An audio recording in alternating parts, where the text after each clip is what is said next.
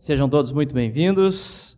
É uma alegria estarmos aqui reunidos neste domingo de culto ao nosso Deus.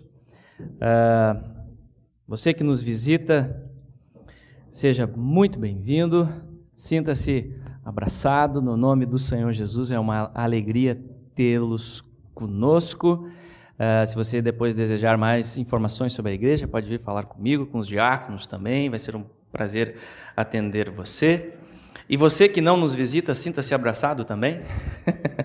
No nome do Senhor Jesus, é um privilégio que nós temos de estarmos aqui reunidos hoje para cultuarmos o nome do Senhor. Parabéns às mamães, que Deus abençoe, como elas são preciosas e importantes nas nossas vidas, instrumentos do Senhor Deus para conduzir os seus filhos. E nós devemos ser muito gratos a Deus pelas mães que tivemos, que temos, e toda a glória seja dada ao nosso Deus. No final também vamos ter uma lembrancinha para entregar para as mães e vamos orar também pelas nossas mães. Mas agora vamos nos concentrar, amados, na palavra do nosso Deus, e nós temos o costume de seguirmos a pregação expositiva. Então, cada domingo a gente pega um livro da Escritura, um livro da Bíblia, e vamos seguindo, parte por parte, tentando entender o que Deus quer nos comunicar através daquele texto.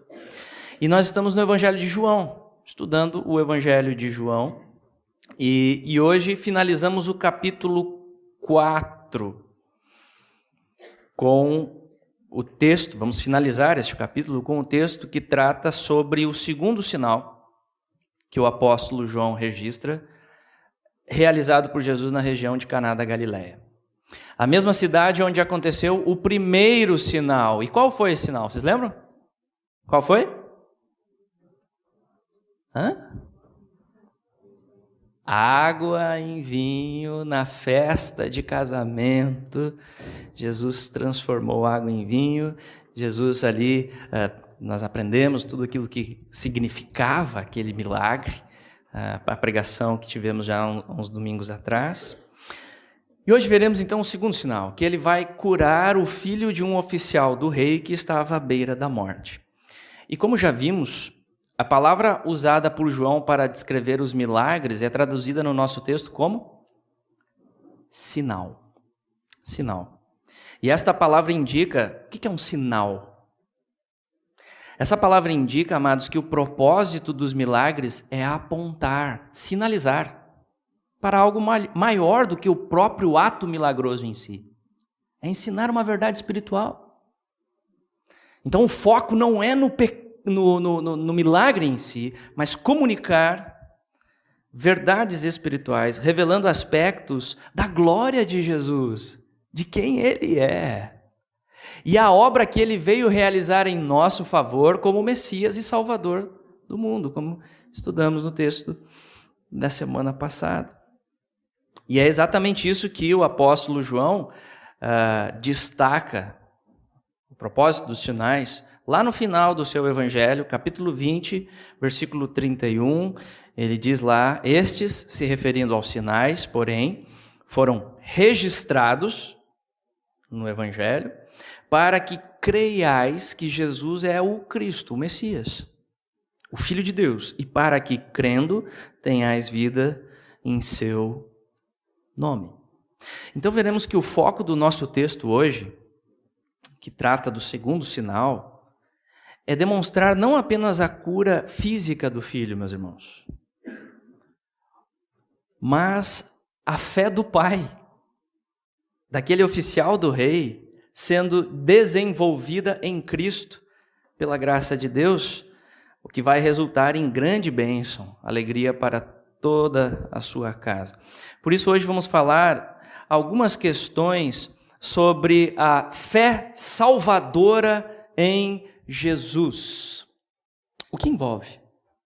O que envolve esta fé? O Catecismo Batista de Spurgeon, na pergunta 69, catecismo é aquela que tem a pergunta e a resposta. É bem interessante para você estudar. Acho que está um pouquinho alto, talvez baixar um pouco.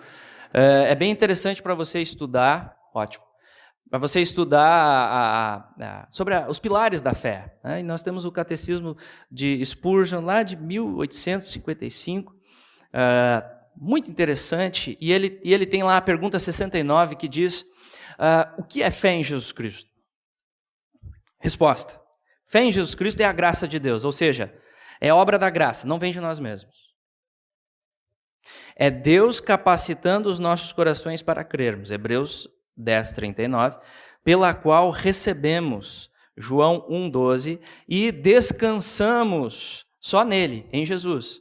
Então, percebam, o objeto da fé salvadora, o conteúdo da fé é Cristo, Filho de Deus, sua obra para a salvação, Filipenses 3,9, como ele anunciou no Evangelho. Então, esta fé salvadora, fé bíblica, fé verdadeira, ela está fundamentada na Escritura Sagrada, na palavra. Ela é solidificada, fundamentada na verdade do Senhor Deus, na palavra de Deus. Em resumo, isso é fé salvadora.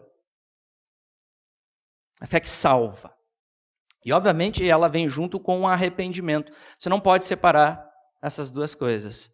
Arrependimento e fé são os dois lados de uma mesma moeda. Não tem como separar. Os dois verdadeiros vêm juntos pela graça de Deus. E o fato é que sem essa fé não existe salvação. Será que a sua vida já está manifestando essa fé?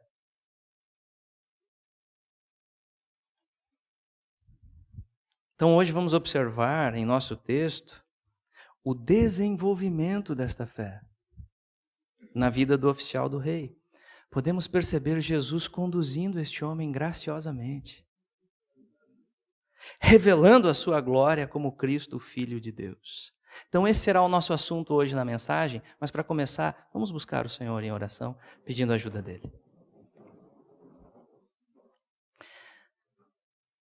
Senhor nosso Deus, te louvamos e te adoramos, como cantamos hoje, louvamos-te, ó Deus, pelo dom maior, por Cristo. Obrigado pelo Evangelho, Senhor. A única esperança para pecadores como nós somos. Obrigado, Senhor, pelo privilégio que temos de conhecer o Senhor através das Escrituras Sagradas. Pai, obrigado pela Bíblia. Obrigado, Senhor. Obrigado porque o Senhor se revela a nós. E este conhecimento é maravilhoso, ó Deus. Este conhecimento é salvador. E reconhecemos a Deus que também não temos a condição de entendermos por nós mesmos. Por isso rogamos graça. Ajuda-nos, ó Deus, a entendermos a Tua palavra, crermos nela e depositarmos toda a nossa confiança somente em Jesus. Faz a Tua obra que só o Senhor pode fazer, Pai. Homem nenhum pode. Por isso eu rogo a Tua graça para ser fiel ao texto bíblico. E abençoa, Senhor, e capacita essas queridas pessoas que estão aqui diante de mim, ó Deus, que possam ter a atenção agora voltada para o Senhor. Cativa pensamentos em obediência a Cristo, Pai. Esse é o nosso clamor. Transforma as nossas vidas, salva vidas, Senhor, edifica vidas. Santifica a Tua igreja na verdade, Pai. Assim nós oramos e clamamos em nome de Jesus. Amém. Muito bem, meus irmãos, então vamos observar. Você pode abrir lá a sua Bíblia, João, capítulo 4, versículo 43, vamos seguir a exposição, o texto será projetado aqui também. Desenvolvimento dessa fé na vida do oficial, vamos observar que, em primeiro momento, ele chega diante de Jesus apresentando uma fé superficial, juntamente com os galileus lá na região, no território judeu. Vamos ler então a partir do versículo 43 e entendermos essa primeira parte. Escute com atenção a palavra de Deus que diz assim: Passados 2 dias, partiu dali para a Galiléia, porque o mesmo Jesus testemunhou que um profeta não tem honras na sua própria terra. Assim, quando chegou a Galiléia, os galileus o receberam, porque viram todas as coisas que ele fizera em Jerusalém por ocasião da festa, a qual eles também tinham comparecido. Dirigiu-se de novo a Caná da Galiléia, onde da água fizera vinho. Ora, havia um oficial do rei, cujo filho estava doente em Cafarnaum. Tendo ouvido dizer que Jesus viera da Judéia para Galiléia, foi ter com ele e lhe rogou que descesse para curar seu filho que estava à morte. Então Jesus lhe disse: se porventura não virdes sinais e prodígios, de modo nenhum crereis. Então, até aqui a leitura da palavra de Deus. Observamos então no texto, amados, que Jesus deixou a Samaria e voltou para a sua terra, entre os judeus na Galileia, e foi novamente visitar o pequeno vilarejo de Caná. E agora percebemos que a sua fama já o precede. O ministério de Jesus já está se tornando famoso, e muito pelos milagres feitos lá em Jerusalém. Sendo assim, os galileus recebem Jesus, admirados pelos milagres que viram, como estudamos conforme o capítulo 2. E lá muitos creram, mas o texto diz que Jesus não se impressionou nem um pouco com a fé deles. Nem um pouco. Vamos relembrar o texto. Lá em João, capítulo 2, versículo 23 a 25. Você pode folhear aí na sua Bíblia. Eu gosto de ouvir esse barulhinho também. O crente manuseando Bíblia sempre é muito bom, né? João 2, 23, vou projetar aqui também, mas é para provocar essa leitura. Que diz assim: estando ele em Jerusalém, durante a festa da Páscoa, muitos, vendo os sinais que ele fazia, creram no seu nome. Mas olha o que diz o texto: mas o próprio Jesus não se confiava a eles, porque os conhecia todos, e não precisava de que alguém lhe desse testemunho a respeito do homem, porque ele mesmo sabia o que era a natureza humana. Então Jesus sabia que a maioria daqueles judeus que se diziam crentes não eram conversões genuínas, pois eram pessoas mais interessadas em milagres do que na própria pessoa de Cristo e a sua obra salvadora. É por isso que Jesus cita um provérbio, voltando para o nosso texto, no verso 44, que diz: um profeta não tem honras na sua própria terra. O que ele está dizendo com isso? Isso é um provérbio, e o termo terra aqui é importante. Muito provavelmente, no contexto direto aqui do Evangelho de João, o termo aqui indica todo o território judeu, fazendo um contraste com o território samaritano, que é o texto imediato na sequência anterior. E vocês lembram o que aconteceu lá na Samaria? Vocês lembram o que aconteceu lá no território samaritano? Texto da semana passada, que estudamos. Eles honraram muito Jesus.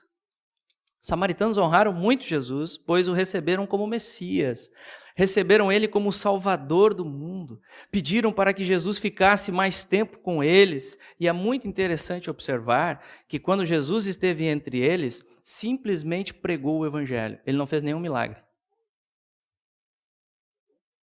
Não fez nenhum milagre. Pregou o Evangelho e, pela graça, os samaritanos creram na palavra de Jesus e manifestaram fé salvadora, fé genuína, ao receberem Jesus como o Messias, como o Salvador do mundo.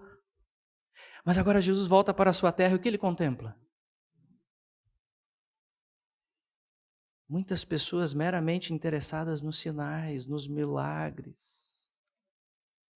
Estavam recebendo Jesus não como o Messias, o Salvador do mundo, mas como uma espécie de curandeiro. Olhando talvez para Jesus mais como um libertador político, libertador social. E o pior, ainda muito desconfiados da pessoa de Jesus, pois sabiam que ele vinha de Nazaré. Pode vir alguma coisa boa de Nazaré, preconceito. Sabiam que ele vinha de uma família humilde, carpinteiro, e assim muitos não creram nele como o Messias. Não é à toa que João começa no prólogo dizendo lá no capítulo 1, versículo 11, veio para o que era seu, mas os seus não o receberam. Falando aqui principalmente da liderança, né, dos judeus, dos fariseus, dos saduceus, mas muitos judeus, e de forma geral, isso ilustra a dureza do nosso coração, amados. dos nossos corações, do meu coração e do seu. Pós-queda em Adão. A Gênesis, o homem cai em pecado. O homem rejeita a verdade de Deus. Lá em Gênesis. Preferiu não crer na palavra de Deus e confiar na mentira do diabo. Lá em Gênesis. E desde lá, a nossa herança em Adão, somos pecadores e incrédulos por natureza. Rejeitamos a verdade de Deus. Desconfiamos dessa verdade, apesar de todas as evidências. Apesar de todas as evidências, rejeitamos, preferimos não crer. Não o recebemos. Por isso que fé salvadora é obra da graça. Mas a todos quantos o receberam, deu-lhes o poder. Não vem de nós, é graça. É graça, é Deus. Só Deus pode vencer as trevas da nossa incredulidade. Salvação, o movimento do Evangelho é Deus vindo a nós. Não um homem buscando Deus, é Deus vindo a nós, buscando pecadores e nos conduzindo graciosamente para a fé salvadora em Cristo. Mas para que isso ocorra, nossa incredulidade precisa ser confrontada. Para que isso ocorra, nosso pecado precisa ser confrontado. Precisamos saber quem nós somos para entendermos a necessidade de Cristo. E é o que observamos na sequência do texto, verso 46. Então a fama de Jesus entre os judeus chegou até um certo oficial do rei, o rei aqui é Herodes. Portanto, trata-se de um homem de alta posição, muito rico, mas que estava com um grave problema em casa. E este problema dinheiro não pode resolver, seu filho estava morrendo. Não sabemos qual a enfermidade, mas era muito grave. E este pai aflito já devia ter esgotado todos os recursos, já tentou de tudo. Nada resolvia, e ele em desespero ouve falar de Jesus, e então viaja de Cafarnaum até Caná. São cerca de 30 quilômetros. Então é uma viagenzinha. Ele vai lá, em desespero, chega até Jesus, rogando que Jesus fosse com ele rapidamente para curar o seu filho. E nesta hora, Jesus diz palavras difíceis. Nessa hora, Jesus diz palavras confrontadoras, verso 48. Olha o que ele diz. Se porventura não virdes sinais e prodígios, de modo nenhum crereis. E ele está falando aqui não só com este oficial, como também para todos os galileus que estavam ali, apenas à procura de milagres, mais interessados na resolução de seus problemas imediatos, uma fé que dependia disso, de ver prodígios, mas não interessados realmente em Jesus como Salvador do mundo. E o problema, amados, é que isso não é fé bíblica. Pelo contrário, isso é evidência de descrença, profunda incredulidade. Profunda incredulidade, desprezo para com a pessoa de Cristo, desprezo para com o verdadeiro e puro Evangelho. E eu pergunto, será que isso não acontece nos dias de hoje? Será que isso não acontece atualmente? Infelizmente, entendo que sim.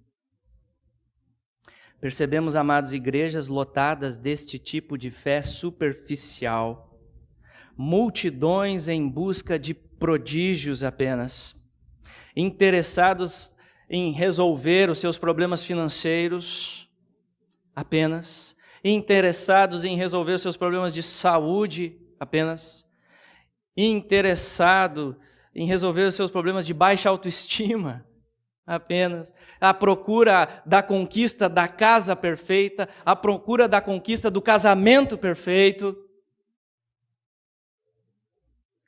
E não que Deus não possa resolver e tratar essas questões, amados. A bondade de Deus é incomparável. Não é isso. O problema é ter a sua fé apoiada somente nestas coisas. Por quê? Porque essa fé não salva ninguém. Não leva a lugar nenhum. Ficar vendo prodígios e resolução de problemas e só aqui e agora essa terra. Portanto, no texto, Jesus confronta os galileus, pois o estão buscando apenas como operador de milagres, mais interessados nas dádivas do que no grande doador. Criam em Jesus apenas para as coisas desta vida. Não creram nele como Filho de Deus, o Cordeiro de Deus que tira o pecado do mundo. E a grande falha neste ponto é não entender qual o principal propósito dos milagres. Porque Jesus não fazia milagres meramente para atender às necessidades das pessoas. Sim, cheio de compaixão ele era. Mas não era apenas para atender às necessidades. Jesus também não dependia da fé das pessoas para operar milagres. O problema é falta de fé, aí o milagre não sai. Não, o poder dele é ilimitado. Ele não depende da fé das pessoas. Ele é o Criador de todas as coisas. Ou muito menos milagres para fazer show, espetáculo, culto de milagres. Vamos marcar uma hora e local para culto de milagres. Não. Como já falamos, seus milagres tinham a função principal de ensino. Apontar para verdades espirituais sobre ele mesmo, sua obra como Messias e o Salvador. Por isso eu pergunto, você já entende isso? Onde está a base da sua fé? Reflita sobre a sua vida. Qual o seu maior interesse hoje aqui? Está em busca de milagres, resolver problemas imediatos na vida, ou o seu interesse é por Cristo? Conhecer mais a Deus na palavra, amar mais a Deus, descansar na obra salvadora de Cristo e então dar fruto para a glória de Deus. Examine a sua vida diante da confrontação de Jesus aqui no texto. Acho que pode encostar a porta ali para a gente. Mas avançando, meus irmãos, vamos observar que esta repreensão de Jesus feita em amor serviu ao mesmo tempo de estímulo. A repreensão serve de estímulo para o oficial do rei focar a sua fé no que é mais importante. Pois Jesus está tratando também com o coração daquele homem.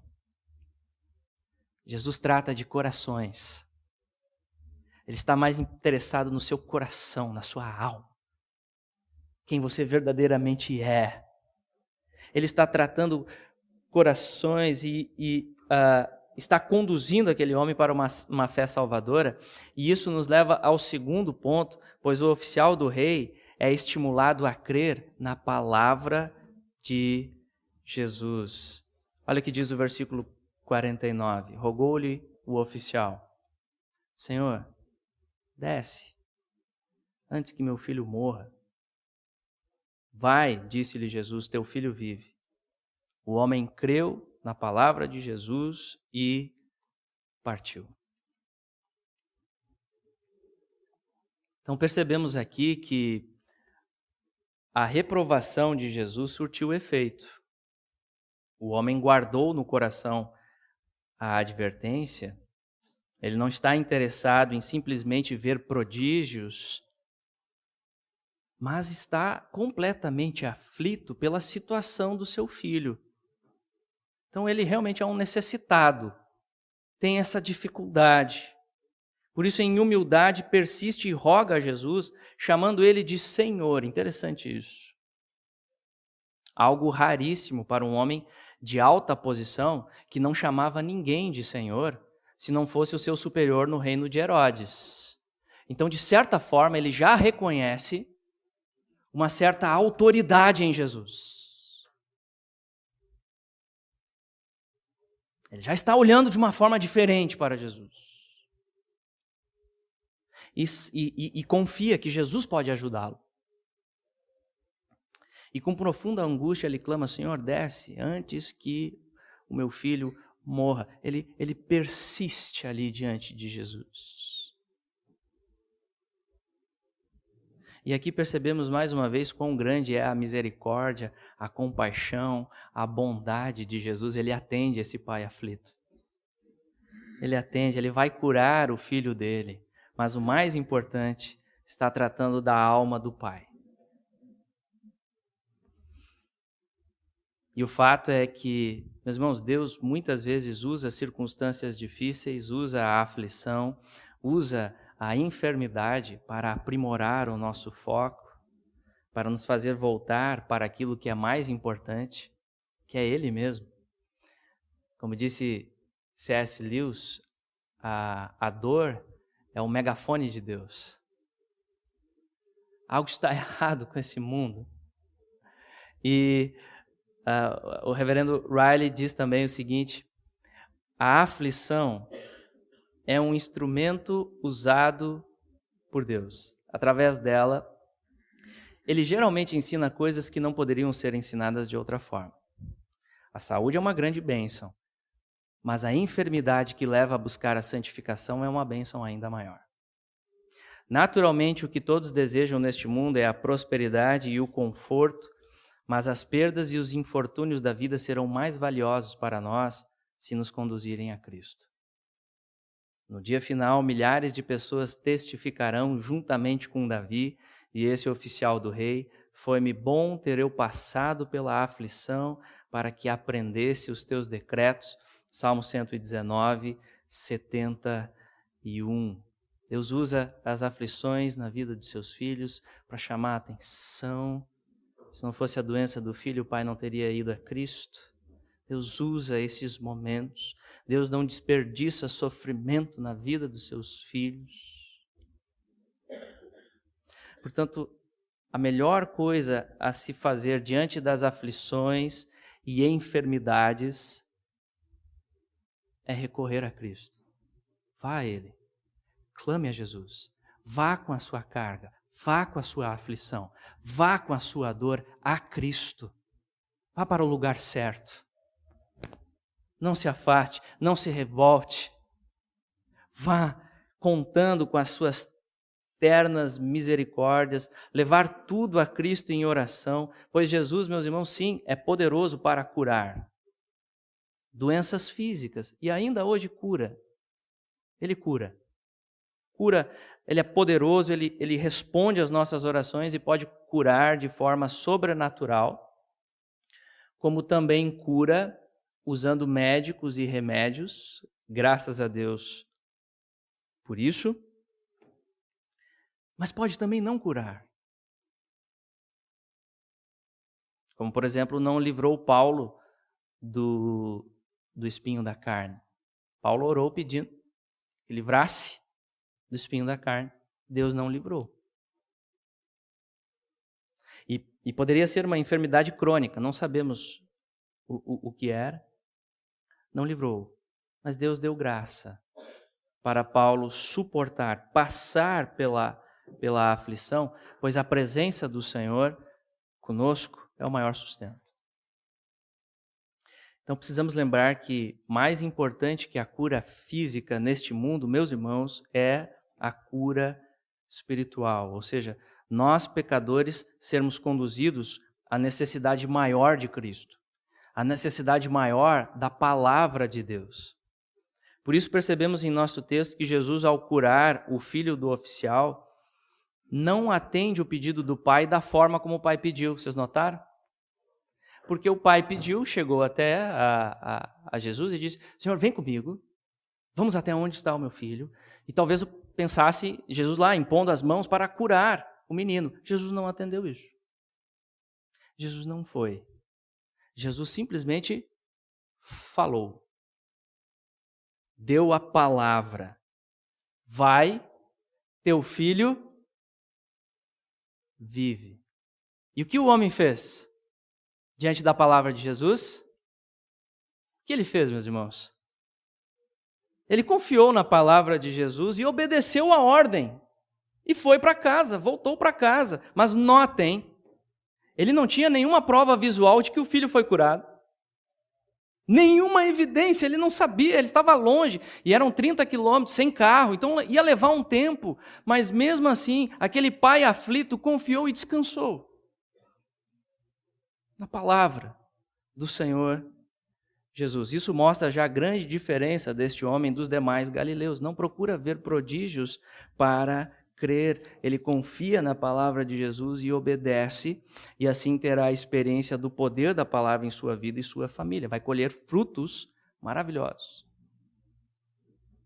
E isso nos ensina bastante sobre a natureza da fé verdadeira, como diz o pastor Hernandes.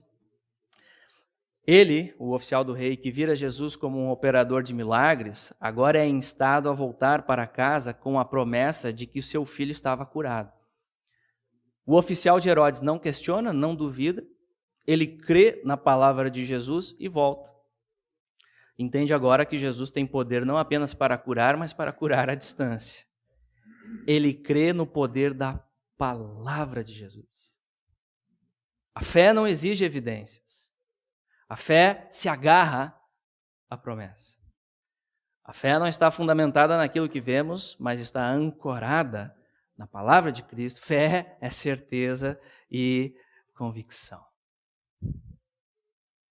Amados, este é um processo muito importante de amadurecimento da nossa fé. Percebam como é importante o estudo da palavra, entendermos a natureza da fé. Este é um processo muito importante da nossa fé que precisa estar fundamentada na palavra de Cristo.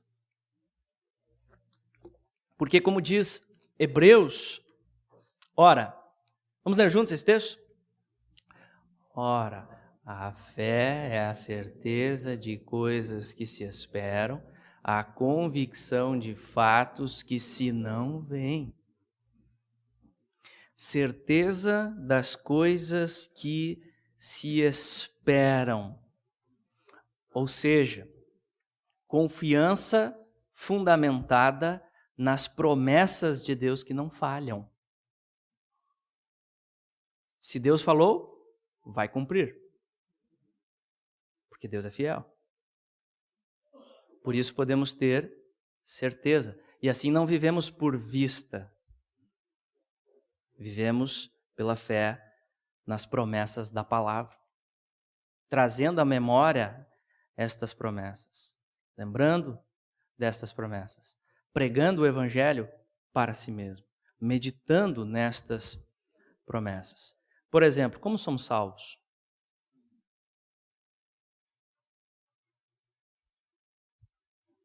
Fomos, estamos sendo e seremos no futuro salvos no juízo final, que ainda não aconteceu, não chegou, mas seremos salvos pela fé no evangelho bíblico. Certeza das coisas que se esperam. Deus falou, quem nele crê não é julgado. João, capítulo 3, versículo 18. Deus falou, preciso crer, preciso me agarrar a essa verdade. Preciso meditar nessa verdade até que todo o meu ser seja afetado por ela. Confiado nessa verdade, meditar neste texto bíblico. João 3,16, que já estudamos. Trazer este texto à memória. Lutamos contra os nossos pecados dia a dia, porque, amados, crente peca. Crente peca. O processo de santificação na vida do crente é alto e baixo. Eu luto contra os meus pecados dia a dia. Sou falho, pecador, perfeito só Cristo. Mas aqueles que estão pela fé vislumbrando e seguindo Jesus, vão crescer em santidade. Vão crescer em santidade. Mas nós lutamos contra esses pecados dia a dia, é uma batalha diária. E como que nós lutamos? Pela fé. Nas promessas. Trazendo a memória, meditando, confiando que a cruz é maior que o nosso pecado. Maior, perdão pleno. Confiando que a cruz é mais poderosa que os nossos pecados. Ela nos liberta da escravidão do pecado. Aquilo que Jesus fez na cruz, onde abundou o pecado. superabundou a graça. Deus falou, eu creio. Eu creio. E agora eu vou lutar, agarrado a essa verdade. E não vou sozinho, o Senhor vem comigo. A cruz é a grande evidência disso.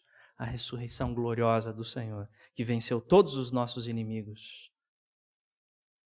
Enfrentamos também as aflições da vida com fé nas promessas. E é uma luta diária. Você levanta, o pensamento ruim já vem. Não é verdade? Segunda-feira de manhã, então, caramba, que luta.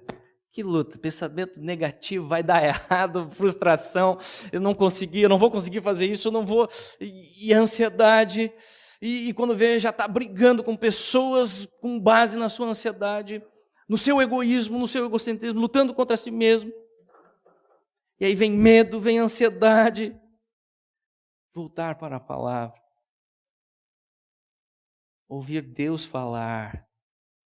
Só você e Deus. Nos seus devocionais. Ouvir Ele falar.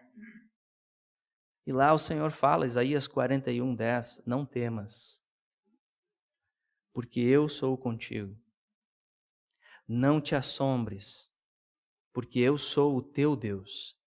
Eu te fortaleço. Te ajudo, te sustento com a minha destra fiel. Deus falou. Eu devo me voltar para a palavra dele, agarrar essa verdade, meditar nela, clamar para que essa verdade cale fundo no meu coração, afete todo o meu ser. E Deus faz isso, amados, através do Espírito Santo, que aplica a palavra dele a nós, nas nossas vidas. Fé é a certeza de coisas que se esperam e a convicção de fatos que se não veem. Por exemplo, nós podemos ver Jesus hoje? Podemos? Jesus vitorioso, assentado à destra de Deus, no trono, reinando. Podemos ver? Não. Com os nossos olhos físicos? Não. Mas sabemos que Ele está lá. Sabemos que Ele está lá. Por quê? Porque está aqui. Está tudo registrado aqui, na Escritura Sagrada. E nós confiamos nessa palavra e o Espírito vem e mostra e confirma, eis a verdade de Deus. Você pode descansar nessa verdade. Nós não vimos Jesus morrer na cruz, nós não vimos Jesus ressuscitar, mas está tudo registrado aqui, na palavra de Deus, e ela é totalmente suficiente para crermos. Bem-aventurados os que não viram, mas creram. João, capítulo 20, versículo 29. Ou seja, todas as evidências que necessitamos para crer estão aqui na palavra de Deus. Por isso eu pergunto, você já crê assim, sem reservas na palavra de Deus? E uma evidência de que isso está sendo verdadeiro na sua vida é que você vai se voltar para essa palavra. Porque se você crê que Deus está falando, e tudo que você precisa para a sua salvação e vida piedosa está ali, você vai se voltar para essa palavra. Você vai ter fome por essa palavra. Você vai querer estudar, você vai querer ouvir mais sobre essa palavra. O que você conhece sobre ela? Eu preciso mais dessa palavra. Preciso ser alimentado por essa palavra diariamente. E é muito importante entendermos isso, meus irmãos, porque muitas pessoas pensam hoje que para crer em Deus ou para crescer na fé, precisam, por exemplo, ver curas milagrosas acontecendo no culto. Ou então precisam ter visão de anjos, figuras na parede, na janela. Ou precisam sentir uma atmosfera misteriosa no culto, sensações, calafrios, fumacinha subindo. Ou precisam de novas revelações de supostos profetas, além da Bíblia. Ou precisam então tocar em amuletos, rosa ungida, copo com água, imagens. Mas não é assim que funciona, meus irmãos. Este caminho é muito perigoso. Se você está flertando com esse caminho, fuja. Saia desse caminho. O caminho que Deus estabeleceu para uma pessoa crer e ser liberta, ser salva e provar da alegria com o Senhor Deus é a Bíblia, é a palavra dele. É que uma pessoa ouça a palavra, leia a Bíblia, entenda e creia com o seu coração e confesse com os seus lábios Jesus como Senhor e Salvador da sua vida. Esse é o caminho que Deus estabeleceu. A Bíblia é o caminho estabelecido por Deus, pelo qual Ele fala aos nossos corações. E o inimigo sabe disso. Por isso que o inimigo faz de tudo para dispersar as pessoas da palavra. Faz de tudo. A Bíblia é o caminho estabelecido por Deus. E é exatamente, amados, através desta palavra que Deus conduz os seus eleitos pelo Espírito Santo a depositarmos a nossa fé somente na pessoa de Cristo para a nossa salvação. E isso nos leva ao último ponto da nossa mensagem, pois o oficial do rei foi conduzido à fé na pessoa de Jesus Cristo. Olha o desfecho. Já ele descia, quando seus servos lhe vieram ao encontro, anunciando-lhe que o seu filho vivia. Então, indagou deles a que hora o seu filho se sentira melhor. Informaram: ontem, à hora 7ª, a febre o deixou. Com isto, reconheceu o pai ser aquela precisamente a hora em que Jesus lhe dissera: teu filho vive. E creu ele toda a sua casa. Foi este o segundo sinal que fez Jesus depois de vir da Judéia para a Galiléia. Então, o que aconteceu é que o oficial, depois de falar com Jesus, crer na palavra de Jesus, voltou para casa. E ao chegar, os seus servos vieram correndo dizer que o seu filho estava completamente recuperado. E esta maravilhosa notícia simplesmente confirmou as palavras de Jesus que o homem já tinha crido. Por isso ele pergunta: que horas o menino se sentiu melhor? E constatou, foi exatamente naquele momento em que Jesus falou: o filho vive. E é muito impressionante, meus irmãos, este milagre, este segundo sinal registrado por João, pois ele destaca que Jesus podia curar à distância e conceder vida simplesmente por meio da sua palavra. Ele concede vida pela sua palavra. Que maravilha isso, meus irmãos. Isso aponta para a divindade de Jesus. Você percebe? Ele é Deus em pessoa. Nunca houve uma pessoa como Jesus. Ele é o Verbo encarnado, como diz o prólogo, todas as coisas foram feitas por intermédio dele. Ou seja, você lembra de Gênesis, claro. Lá, Deus criando o mundo. Deus disse: haja luz, houve luz. E Deus foi criando todas as coisas que existem pela sua palavra. Ou seja, o mesmo Deus que criou o mundo e tudo que existe é o mesmo Deus que agora pela palavra curou este menino. Filho do oficial do rei. Por isso, amados, este texto, o apóstolo João quer conduzir os seus leitores a depositarmos a nossa fé em Jesus como Cristo, o poderoso Filho de Deus, o único que concede vida para pecadores perdidos. Devemos depositar a nossa fé nele. E é isso que aconteceu com este homem. Diz o texto, verso 53, e creu ele. Ou seja, seus olhos espirituais foram iluminados, foram abertos para contemplar a glória de Cristo pela fé. E isso é o que mais precisamos na vida, contemplar este Cristo, o verdadeiro, o bíblico, na Escritura, e ter vida através dele. Depositar toda a nossa esperança, toda a nossa fé, não mais em nós mesmos, não mais em falsos deuses, mas nele. Ele é o único Deus verdadeiro, não existe outro. Ele é o único caminho do homem para com Deus, o justo pelos injustos para nos levar a Deus. Ele é o único, o poderoso Filho de Deus. Ele é o Cristo, ele já veio. Os homens agora têm esperança. Os homens agora têm vida. E é isso que esse homem fez. Ele deposita, ele creu.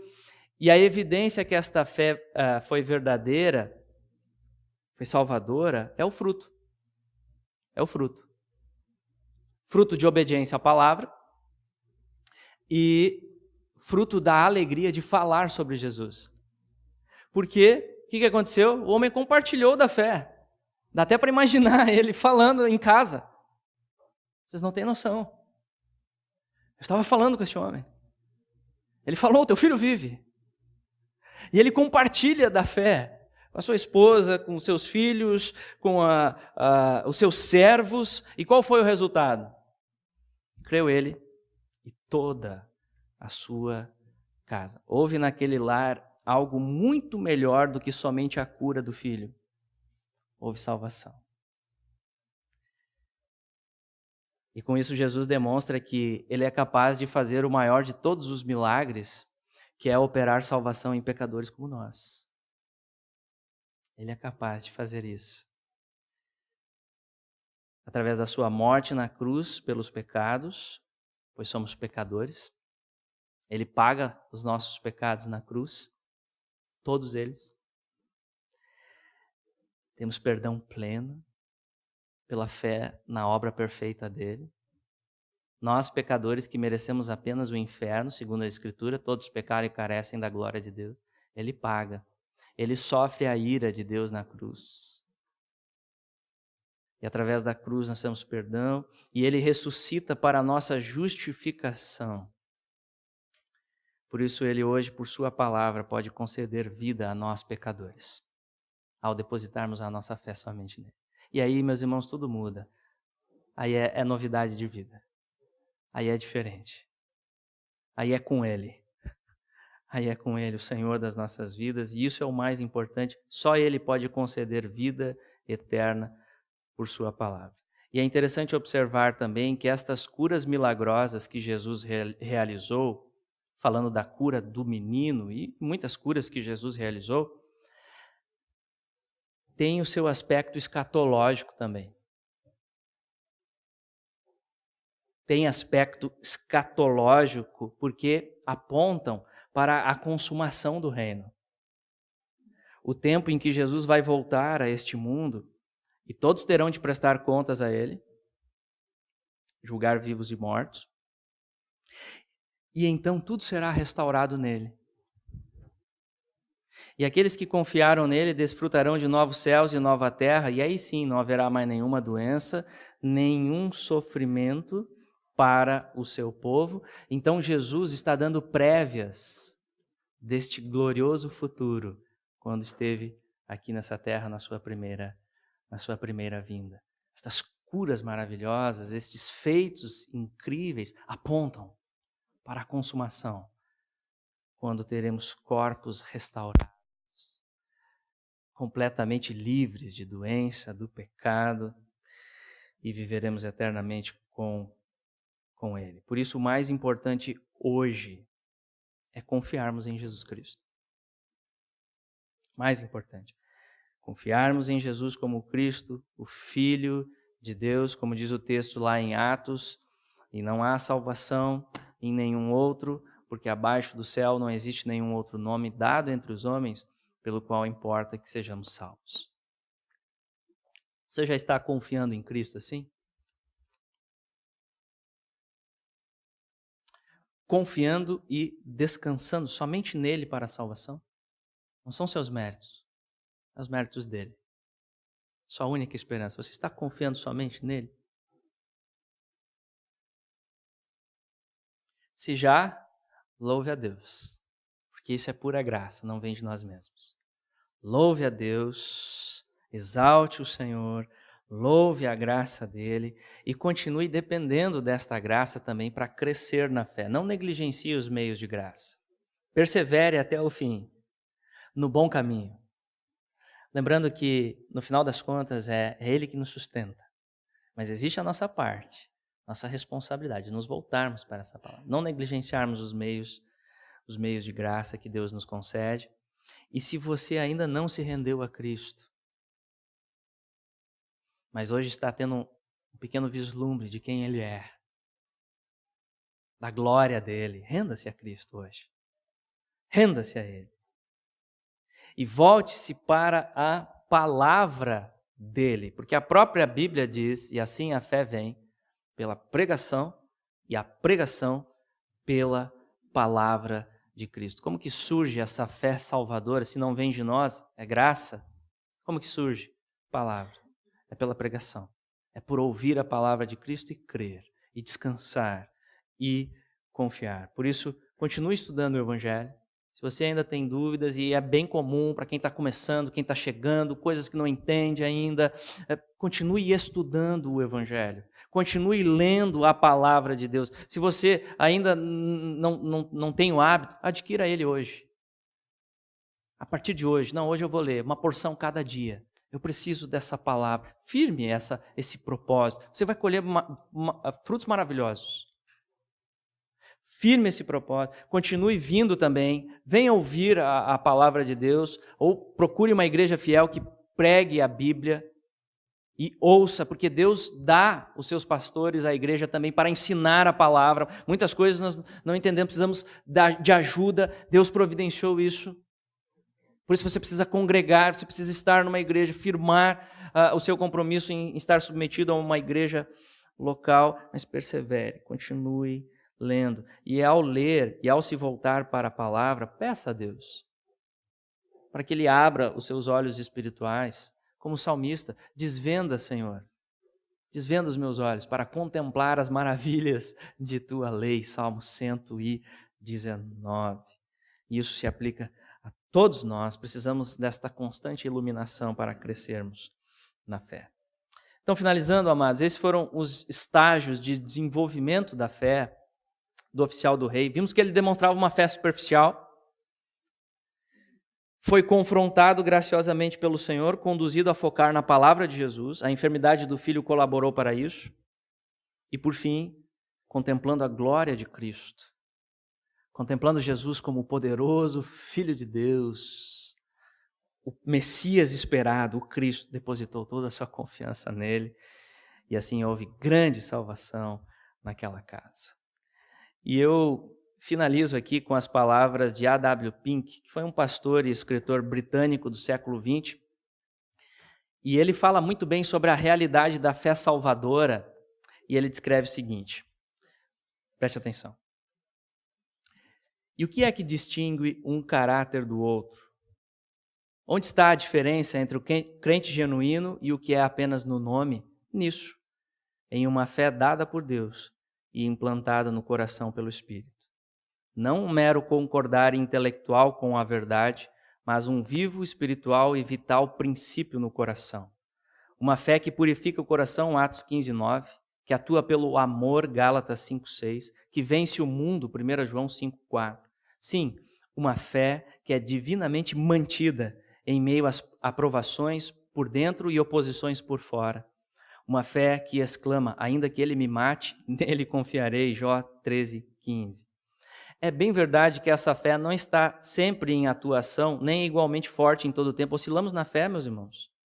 O beneficiário dela deve ser ensinado por dolorosa experiência, que da mesma forma como ele não a criou, ele também não pode comandá-la. Por essa razão, ele se volta para o seu autor e diz, Senhor, eu creio, ajuda-me com a minha falta de fé. E é assim para que quando ler a palavra, ele seja capaz de apossar-se das suas preciosas promessas. Quando prostrar-se diante do trono da graça, ele seja capaz de lançar o seu fardo sobre o Senhor.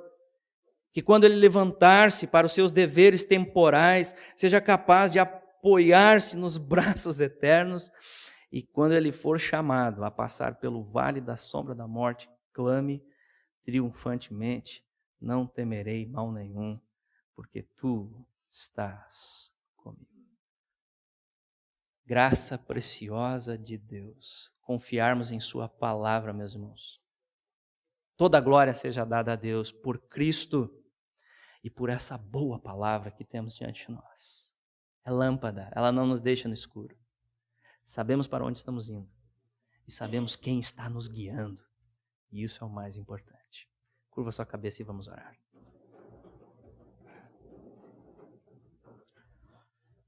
Senhor Deus, nosso Pai, nós te louvamos, ó Deus, porque Tu és Deus gracioso. O Senhor se importa com as nossas aflições, com as nossas dificuldades nesta terra. Mas o mais importante, Pai, o mais precioso é Te conhecermos e termos a nossa fé inteira depositada no Senhor. Obrigado porque isso é graça da Tua parte, ó Deus. Por isso Te louvamos e expressamos aqui, ó Deus, que somos homens e mulheres de pequena fé. Precisamos da Tua graça contínua. Fica conosco, Senhor, continua conosco. Ensina-nos a crer, fortalece a nossa fé. E continua, Pai, usando a boa palavra, a pregação da palavra, Senhor, que nos voltemos sempre para a Tua palavra, com esta fome, com esta sede, e que possamos, assim, glorificar o Teu nome, Pai. Oramos e agradecemos, em nome de Jesus. Amém.